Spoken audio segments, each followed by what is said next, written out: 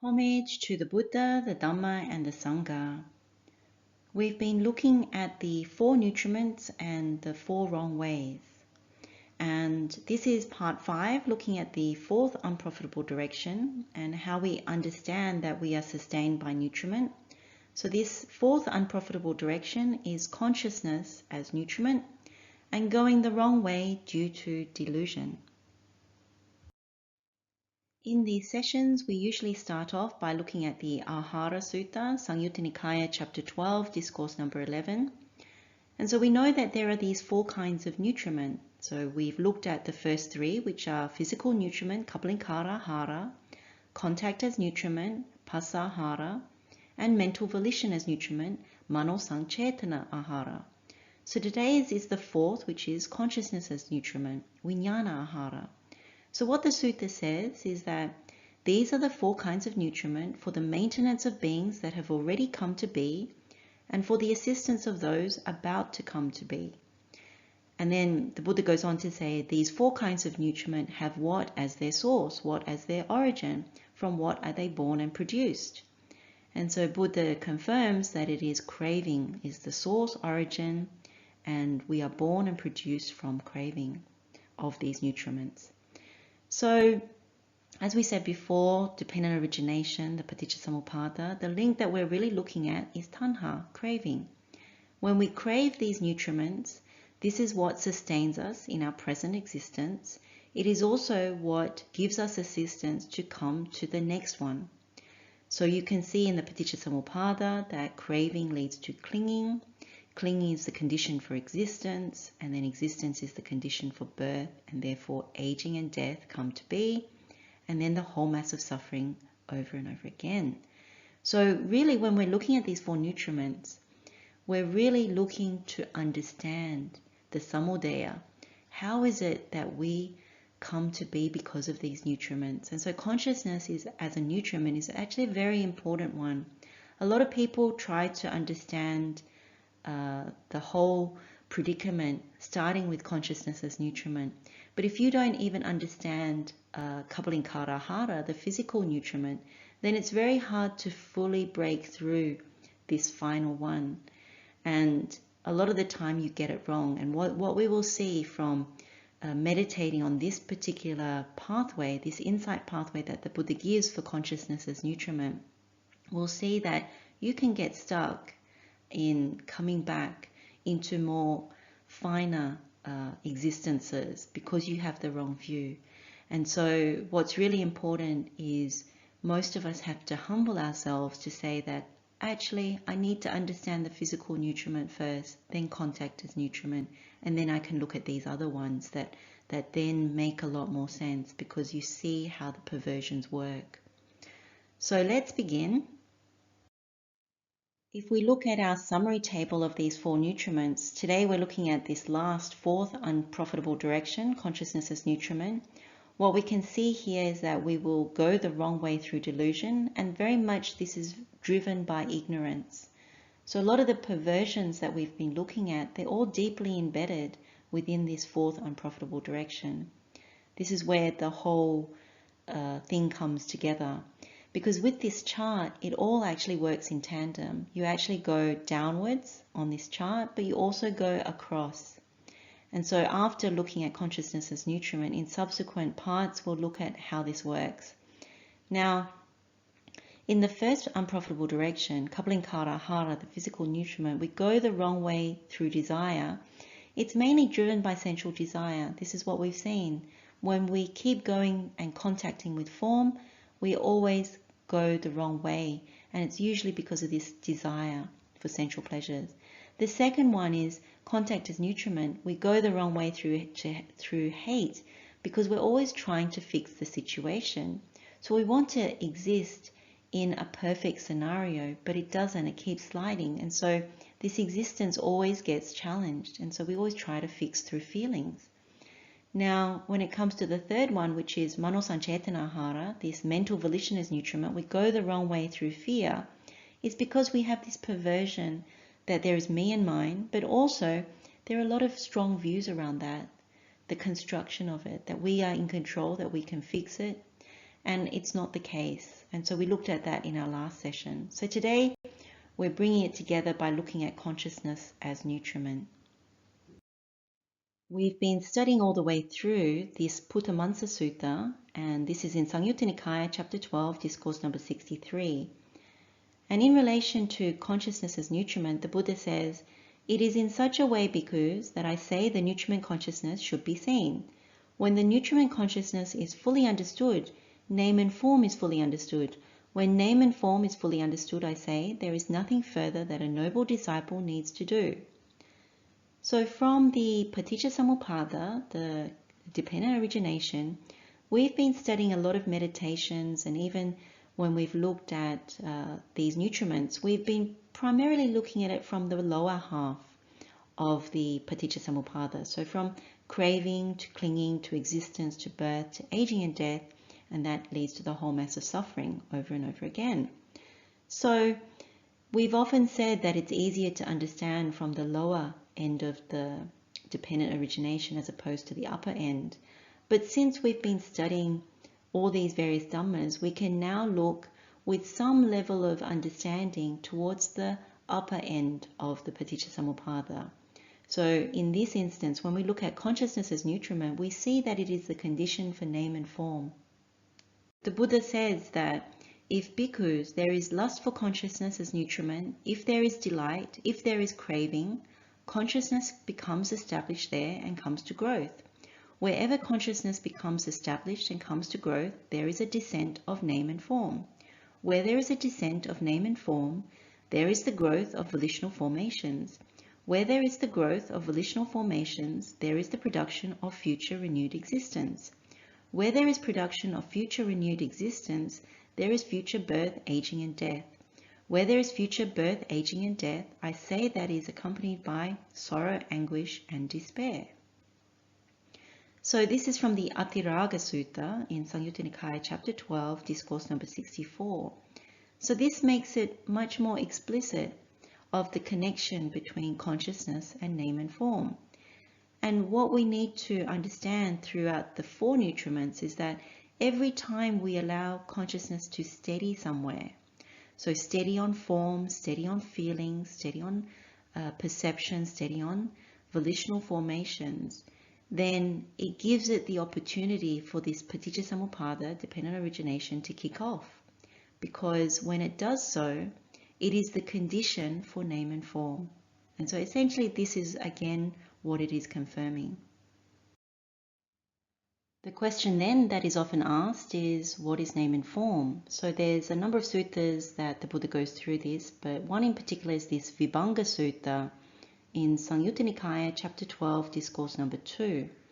The Buddha says, "And what, bhikkhus, is name and form? Feeling, perception, volition, contact, ideation, this is called name. The four great elements and the form derived from the four great elements, this is called form. Thus, this name and this form are together called name and form." So, how we understand nama rupa, so name and form, nama is feeling, which is vedana, perception, which is saññā, volition, which is cetana, contact, which is phassa, and ideation, which is manasikara. This could also be thinking over, working the mind, mental activity, mental examination. So those five components are called name, nama. And so when it comes to form, which we can easily understand, it's the four great elements and the form derived from the four great elements. So what are the four great elements? It's the element of air, earth, water, and fire. And so together they're name and form. So when you think about consciousness establishing and then being the condition for name and form, it's the condition for us. So you look at us, we're made up of the four great elements: earth, fire, wind, and water. And we also have feeling, perception, volition, contact, and mental examination. So that is how we come to be. And so we have been conditioned by the activation of the Paticcasamuppada, which starts with ignorance, leads to volitional formations, which in turn leads to this consciousness, and therefore name and form. To understand this a little better, we have a question that King Milinda asks of Nagasena in the Questions of King Milinda in the Minor Discourses. And the king asks, "You were just talking just now of name and form. What does name mean in that expression, and what form?" And the reply is, "Whatever is gross therein, that is form. Whatever is subtle, mental, that is name." Then the king asks, "Why is that, Nagasena, that name is not reborn separately or form separately?" And so Nagasena says, "These conditions, great king, are connected one with the other and spring into being together." And so the king asks for an illustration, and Nagasena says, "As a hen, great king, would not get a yolk or an eggshell separately, but both would arise in one, they two being intimately dependent one on the other. Just so, if they were no name, there would be no form. What is meant by name in that expression being intimately dependent on what is meant by form, they spring up together. And this is, through time immemorial, their nature." So this is another way we can understand how they come together, because sometimes people do ask that the same question as King Milinda, why does it not come separately? We can now deep dive into the insight pathway that shows us how we go the wrong way due to delusion through craving consciousness as nutriment. Let's begin by looking at the Pethakopadesa, so the Pitaka disclosure, and what it says. So again, in this instance, it says, "The fourth nutriment is the fourth perversion. One steadied in the fourth perversion assumes the aggregates as me and mine. This is clinging to theory of me and mine. One steadied in self-theory assumes ties when diversifying. This is the body tie of insistence that this is the truth. Herein, the taint of ignorance is due to the body tie of insistence that this is the truth. When the taints come to abundance, they are called floods. In this case, the taint of ignorance is the flood of ignorance. When the floods have reached their intention and are accompanied by underlying tendencies, they are called darts, and they strike the mind and remain there. In this case, the flood of ignorance is the dart of delusion. Consciousness gripped by the dart is steadied on four ideas. In this case, when infected by the dart of delusion, consciousness establishing is steadied on volitional formations. By means of this steadying point for consciousness, one goes the wrong way. It is owing to delusion that one goes the bad way through delusion." Let's now try and understand this insight pathway for consciousness as nutriment, leading to going the wrong way due to delusion, by going through each of the steps in the insight pathway. So once you take consciousness as nutriment, what happens is there's this perversion that there is permanent in the unpermanent, or impermanent. So this is anicca, nicca, vipallasa. So you think something lasts when it really doesn't. When that happens, clinging to this theory of me and mine arises. Now, what does that mean? Well, if you remember from the third unprofitable direction, one really takes strongly the wrong view that there is a self, that there is this me and mine. Now, when it comes to consciousness as nutriment, what has happened is out of conceit that you think that there is this self, you think that you're in control of all these conditions, that conceit and vanity, it kind of provides this bridge between atta and nicca, so the sense of self and the sense of something that lasts. So this is that theory of me and mine that arises at this point, and you cling to it. So sometimes it's also called self-theory clinging. When that happens, one then gets bonded to ignorance. So the closest thing that we can understand to ignorance is all 12 perversions. So if you remember, under all the perversions, under all these unprofitable directions, there is the perception, there is the thought, and then there is the view. So 3 under each.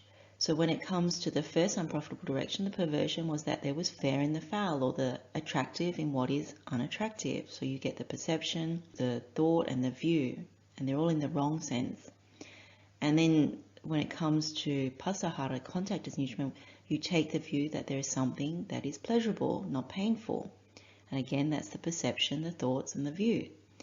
And then when it came to the mental volition as nutriment, what we took as me and mine, or self, when there's not really something that is me and mine and it's not self, then there is the perception, the thought, and the view of that as well.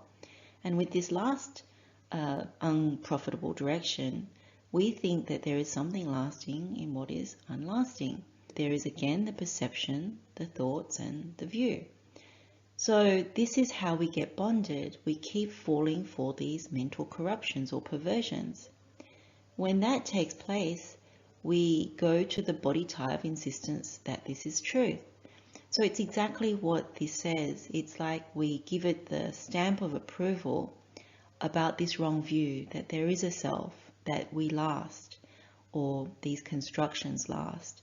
When we live with that falsity, we're taking it as me and mine, and we keep insisting, like all these false narratives, all these corrupted views, we keep taking it as true. So all the perversions we think are true, but they're not.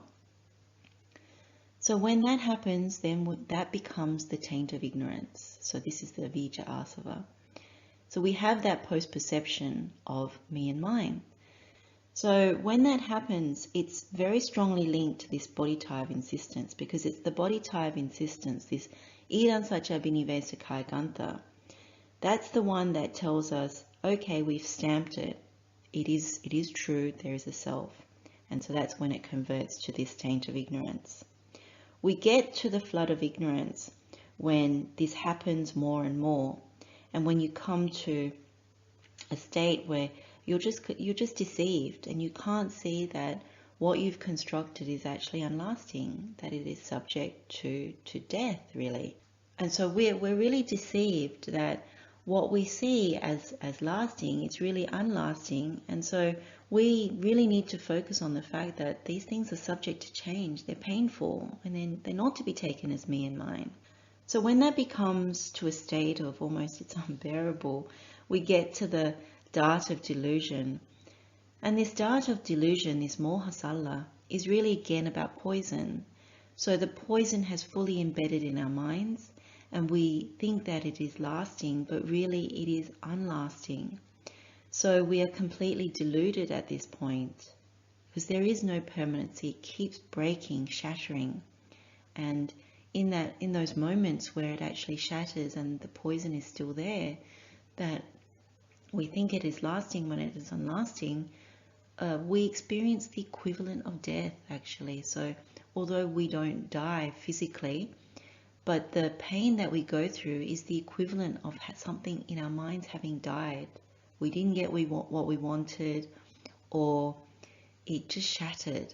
The volitional formations, these ideas that we have, these mental formations that we have, these constructions, they become the steadying point for consciousness passing on. So it's like the monkey that we were talking about before. The monkey that was swinging and holding on to form, and then after that it let go of form and it's holding on to feeling. Then after that it lets go, it's holding on to perception. Well, now it's holding on to volitional formations, these sankharas, because these are the ones that are inputting all these ideas and things that tell us, what is the deception that they take as truth. So when it comes to this, what we can really see is that connection between sankhara and viññāna in the paticca samuppada. So we're really seeing that link between volitional formations are the condition for consciousness, and this is part of dependent origination. So when that all happens, we go the wrong way due to delusion. So what we see is it's really our past karma is why we suffer, that we created this body and we're continuing this delusion and this ignorance. And we create more of it, not just the vipaka karma of it, but we create more of it. And so every consciousness that we create, it passes away. Everything that we construct, it disintegrates, it shatters, it dies. And so we have to continually reconstruct whatever it is from volitional formations to sustain the illusion that there is something fair, that there is something pleasurable, that there is something that is a self or me and mine, and that there is something that lasts. It is consciousness, which is the magician doing the magic trick, that makes us think that there is something permanent when there really isn't.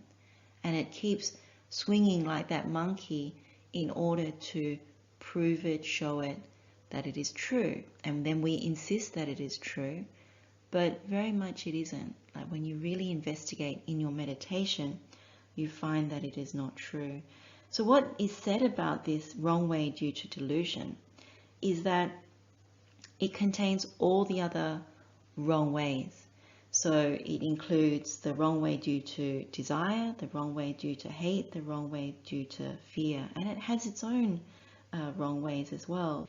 So if you remember āhāraṭṭhitikā, during the time of the Buddha, he was able to get to higher jhana concentrations, and he thought that this was the final part, the final liberation, and so he assumed that after death he'd be reborn in this higher jhana state, and that he wouldn't die. But unfortunately, the jhana concentration, it also has this delusion because it's still a construction. And so that's the thing when it comes to the higher practices, that you need to make sure that you're not still deluded, that you're not steadying in a place that is actually constructed. And so when you experience this going the wrong way due to delusion, what you see is that there is death. So death of volitional formations time and time again, death of consciousness.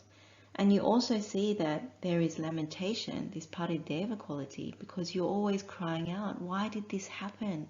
How could this be? And you're always lamenting over things that are shattering. And we'll come to explaining that a little further through an example, even through the simile that the Buddha gives. And so what you really get is you never get what you want. You never get something that is lasting, that you can hold on to, and it always shatters instead. And so these are the qualities of this consciousness as nutriment and going the wrong way due to delusion. There is death, there is lamentation, there is not getting what you want. A good way of trying to understand this Dhamma is looking at the simile given by the Buddha in the Puttamansa Sutta. So this is Saṅgīti Sutta, chapter 12, discourse number 63. So the Buddha says, and how, bhikkhus, should the nutriment consciousness be seen? Suppose they were to arrest a bandit, a criminal, and bring him before the king, saying, Sire, this man is a bandit, a criminal, impose on him whatever punishment you wish. The king says to them, Go, men, in the morning, strike this man with 100 spears. And then in the morning they strike him with 100 spears. Then at noon the king asks, Men, how's that man? And then they reply, Still alive, sire. And then the king says, Then go at noon, strike him with 100 spears. And so at noon they strike him with 100 spears. Then in the evening the king asks, Men, how's that man? And they say, Still alive, sire. And then the king goes, Then go, and in the evening strike him with 100 spears. In the evening they strike him with 100 spears. Then the Buddha asks, What do you think, bhikkhus? Would that man being struck with 300 spears experience pain and displeasure on that account? And then they reply, Venerable sir, even if he were struck with 1 spear, he would experience pain and displeasure on that account, not to speak of 300 spears. So how can we understand this Dhamma through the simile that the Buddha has given us? It's actually quite a powerful simile, and one needs to spend some time actually contemplating and meditating on it in your mind. So the way we can understand this is by looking at our daily lives and actually seeing how this happens, how we get struck with 300 spears and we are crying and lamenting throughout our day. So let's just take an example of an ordinary person, and they wake up in the morning to the alarm. So the alarm is telling them, you need to wake up. And so this is the first spear, because when you hear the alarm, most people go, oh no, it's the alarm, I want to keep sleeping, I don't want to wake up. So that's the first spear. Then say you have duties in the morning, you have to put the laundry in, you have to prepare the meals for the family. If you have children, you have to help set things up for their day if they go to school and all kinds of things. And so what you're met with are things that you really don't want to do. If we're really honest, there are many things that we do in our days that we don't really want to do. We do them because they're our responsibilities. But when it hits our consciousness, it's really like oh, here we go again, I've got to do this. So usually people get up quite early to prepare things. So they get up to prepare all the things that are needed for other family members and maybe then themselves. And then when you go into the kitchen, you have to think, I have to prepare a meal. And so it's not something that is always pleasant. You think, oh, I've got to do this. And then when you open your cupboards, your fridge, if you're missing something, you get another spear when it's missing and you can't make what you think you want to make. Likewise, when your family members wake up and they moan and they groan in their own ways and they demand things from you, you actually get hit with more spears, because what happens is you have to confront those things, you have to deal with them. What you would have preferred is things to go really smoothly, that people don't demand. You get to do these tasks more easily.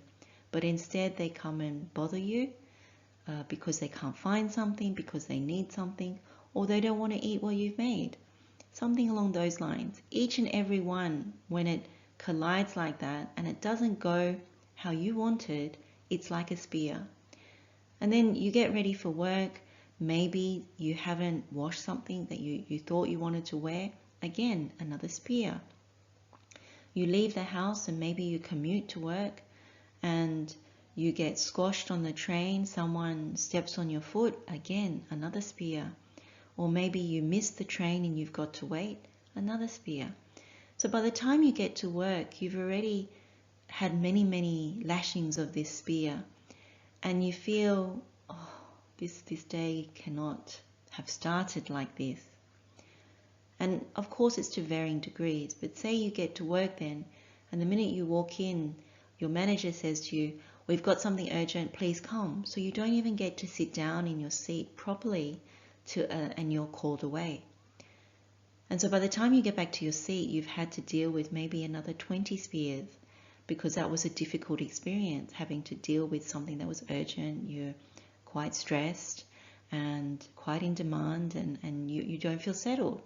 So then you sit at your desk and then your colleague tells you some bad news. Oh, someone in their family passed away, and that's another spear, because as a construction, nobody wants to hear about death or even someone getting sick, so you get struck with another spear. Then it becomes lunchtime, and then you realize you forgot to bring the lunch that you packed. And then you think about the expense. Oh, I've got to go and buy something. So another spear, because you might be thinking, I've got to look after the bank account. I can't afford to be spending. That's why you made your lunch. So then after having bought lunch and spent the money and lamented over the fact that you forgot your lunch and had to buy lunch, you go through the rest of your day. It might be smooth, or there might be more spears. Something else happens. So then you have to rush back home. You might have something else that you need to do. Maybe you have to pick up the kids, or maybe you have to visit your parents.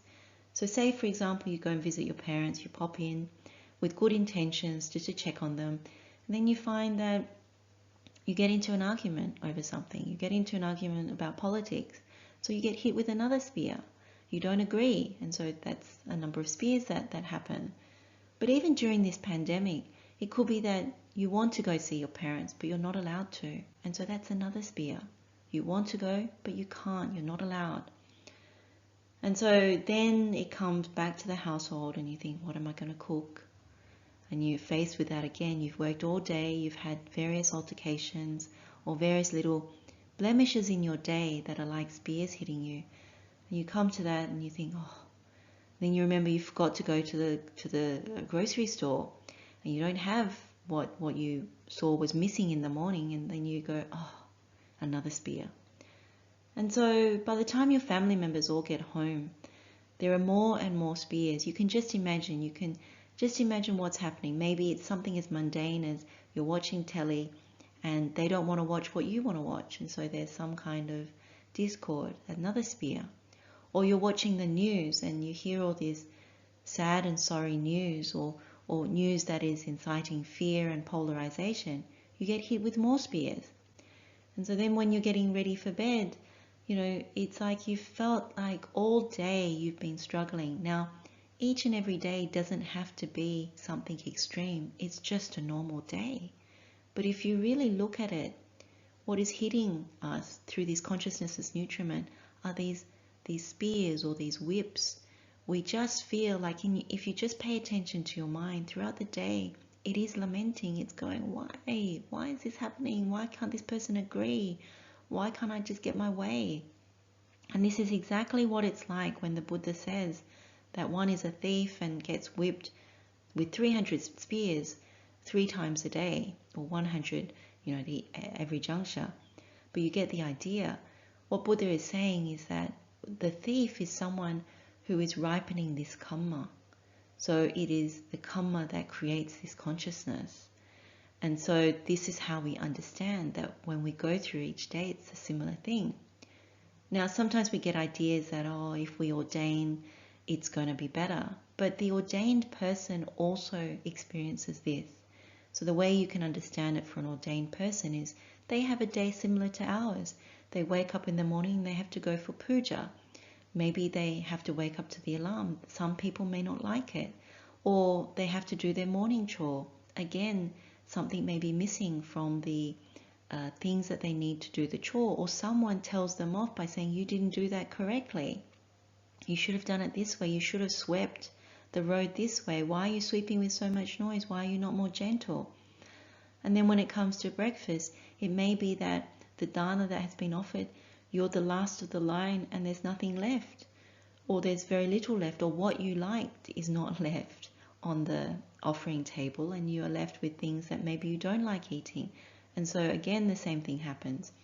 Maybe you have the work period and you're doing the work period and someone's being very bossy. Well, again, you feel like you're hit with a spear. Then when it comes to meditation, you sit and you find that the mind can't concentrate because you had this collision with somebody.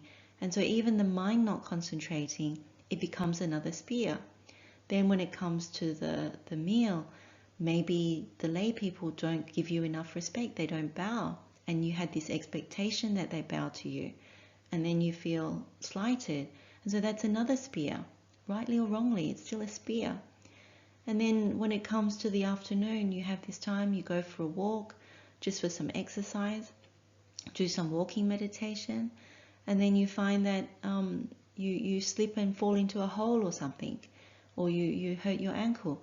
Something like that, something arises, and again, it's another spear. And so by the end of it, whatever it is, to continue with that particular example, you find likewise, whether you are ordained or whether you're a lay person, it's all the same. It's all the same. And so this is Buddha's simile. It's such a powerful simile when you take it like that. And you can really, when you start meditating on this and you come out of meditation and you go through your day, you can really pay attention to how much we lament. How much when things shatter that we lament. And so this simile is such a wonderful offering for us, really, from the Buddha. So there's this sutta called the Viññānāhāro Sutta in Saṅgīti Sutta, chapter 12, discourse number 59.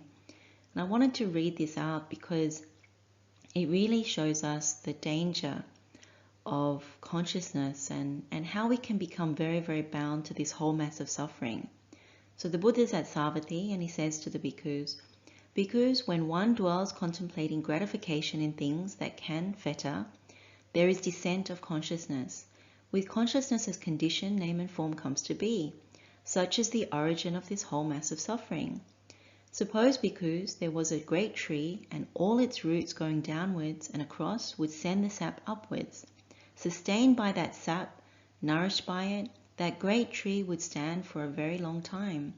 So too, when one lives contemplating gratification in things that can fetter, there is descent of consciousness. Such is the origin of the whole mass of suffering." So when we contemplate these 4 nutriments, and we are looking specifically at consciousness as nutriment today, what we're really seeing is that when we gratify ourselves with sensual desires, with things that we think are going to give us pleasure, that we come to exist, if we keep clinging to this sense of me and mine, that there is a self, if we keep perpetuating this deception that things are lasting, then of course what is going to happen is we're going to keep descending through volitional formations into a consciousness. So with consciousness, what happens is we keep fettering to so many things. We keep swinging like the monkey, and we keep gratifying and joining everything up to deceive ourselves. And we keep insisting that it's true. This is the miccāditthi in operation and the delusion. So the Buddha's simile of this great tree is that every time we keep doing this, we keep, through these fetters, we keep getting very rooted in samsara. And so when we have these wrong views, the fetters are there, and we keep sustaining ourselves through the sap that goes up through this tree. And so we need to actually see that we keep doing this. This is the process which keeps binding us, similar to the tree with great roots, the great roots being the fetters and the wrong view and all the things that we use to gratify, to try and fix this predicament. So we don't want to do that. So the Buddha says, when bhikkhus, one dwells contemplating danger in things that can fetter, there is no descent of consciousness. With the cessation of consciousness comes the cessation of name and form, and so on, which leads to the cessation of this whole mass of suffering. Suppose, bhikkhus, there was a great tree. Then a man would come along, bringing a shovel and a basket. He would cut down the tree at its foot. He would winnow the ashes in a strong wind, or let them be carried away by a swift current of river. Thus that great tree would be cut off at the root, made like a stump, obliterated, so that it is no more subject to future arising. So too, bhikkhus, when one dwells contemplating danger in things that can fetter, there is no descent or consciousness. Such is the cessation of this whole mass of suffering. So with this last part to what we've read out, the Buddha is really saying that when we look at the danger, which is what we're doing here today and what we're doing when we look at these meditations that the Buddha has given us, when we see the danger in this particular instance of swinging with the volitional formations, allowing consciousness to steady there after, swinging from form to feeling to perception and now to volitional formations, then we are saying, we don't want to do this because it activates the paticca samuppada. It activates the dependent origination. And the danger is that if we don't see the truth, that there's a deception there, that it is a lie, then the death or the lamenting that we go through, that is the equivalent to death, is really what is the truth. So most of us can admit throughout our day we are lamenting. We call people to tell them how bad it is. We speak to our loved ones saying, oh, it was so bad today. I mean, this is the proof that we do actually genuinely know that there is a deception, that there is a lie there, that there's something that keeps shattering each and every moment of our day. And so when we know that there is a danger, then we know we need to see this Dhamma, and we need to know what is the antidote for this Dhamma. And it always comes back to the Four Noble Truths. And the path that we need to develop is always the Noble Eightfold Path and this noble living. So it's very important. We want to actually uproot these perversions. We want to uproot the craving. And we want to uproot the fetters, which is also these taints. What's really important in understanding the four nutriments is very much the perversion, that in the impermanent we take it as permanent, when in the painful we take it as pleasurable, in something that is not me and mine we take it as me and mine, in something that is unattractive we take it as attractive. So we take these four perversions at the level of perception, in our mind as thoughts and as views. So what Buddha says, and the words are very telling, the Buddha says sentient beings are ruined by these wrong views, that we're deranged out of our minds, yoked by Mara's yoke. These people find no sanctuary from the yoke, and so we continue to transmigrate with ongoing birth and death. So this is very powerful words from the Buddha, and part of understanding these four nutriments is really to overcome very much these perversions, because when we are still bound and stuck in these perversions, we have wrong view. And wrong view means that we will tread the wrong path and it will lead to birth and death and the whole mass of suffering over and over again. So these four nutriments, it's very important. And when you look at this consciousness as nutriment, it's taking all these 4 perversions in the 3 different ways. So that makes 12 perversions. And when that gets deeply embedded, that is really the poison. So very important Dhamma here.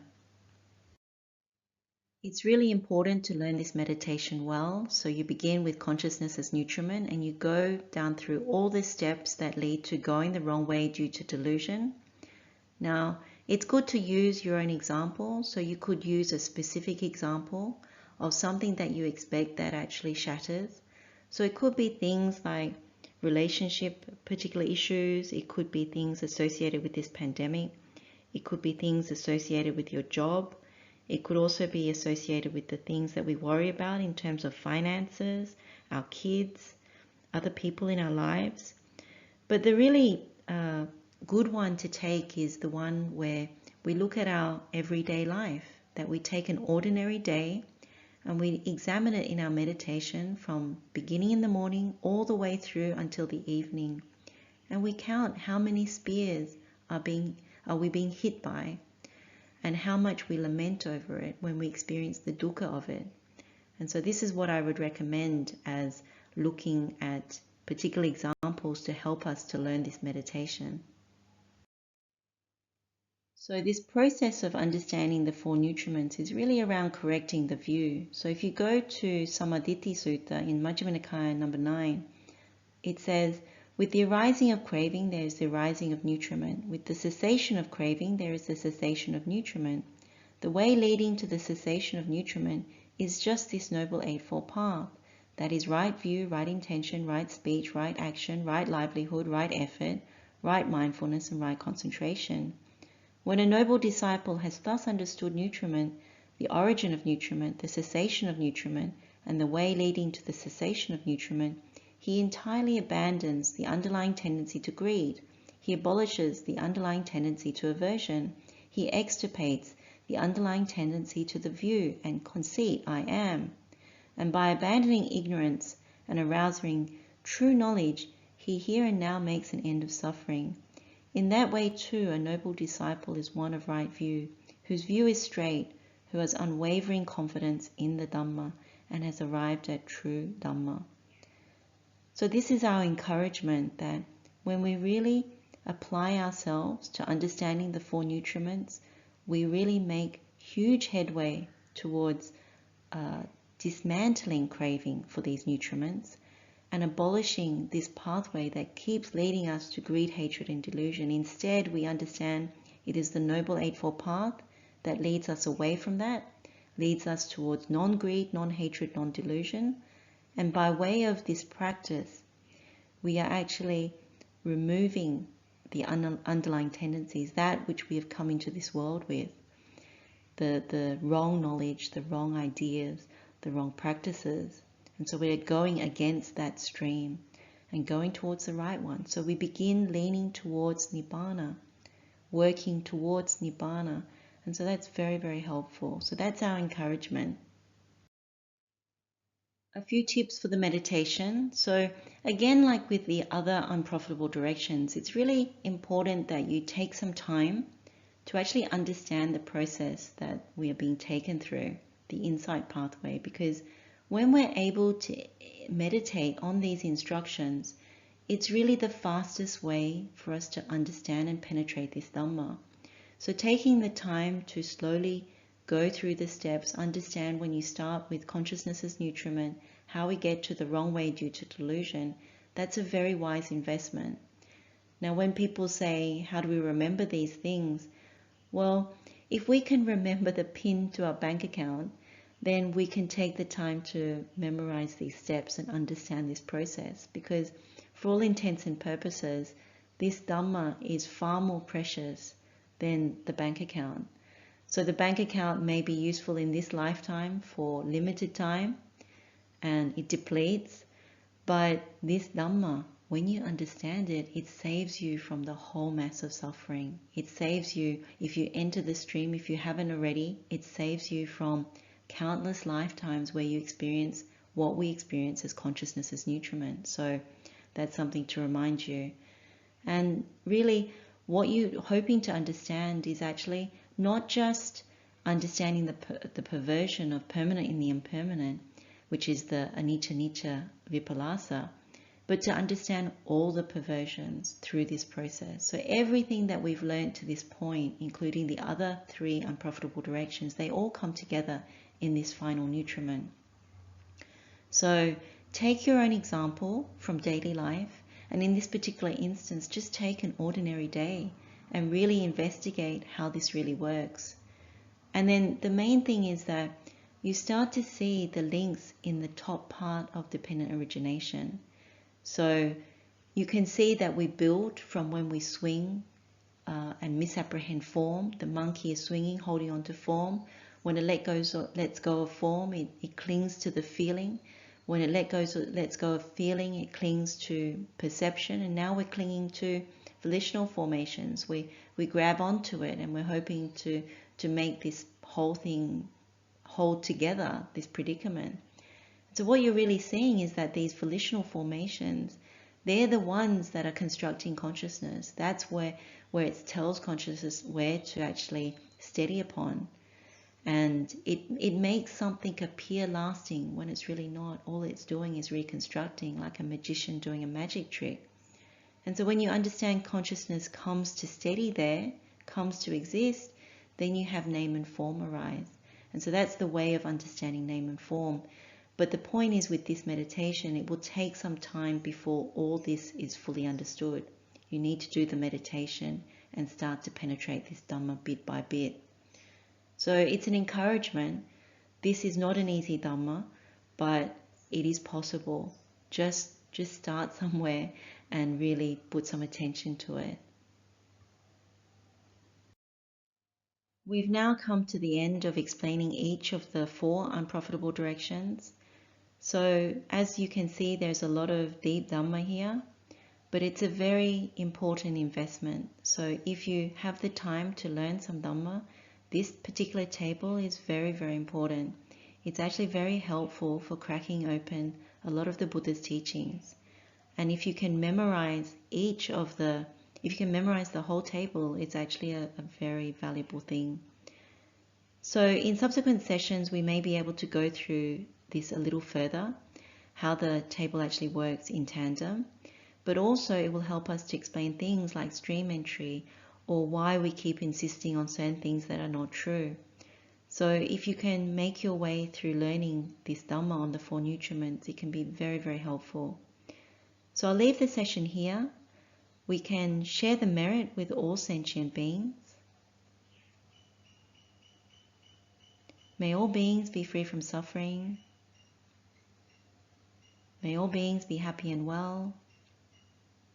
May all beings have the doors to Nibbana remain open. Blessings of the Triple Gem, wishing you all well. Teruan Saranai.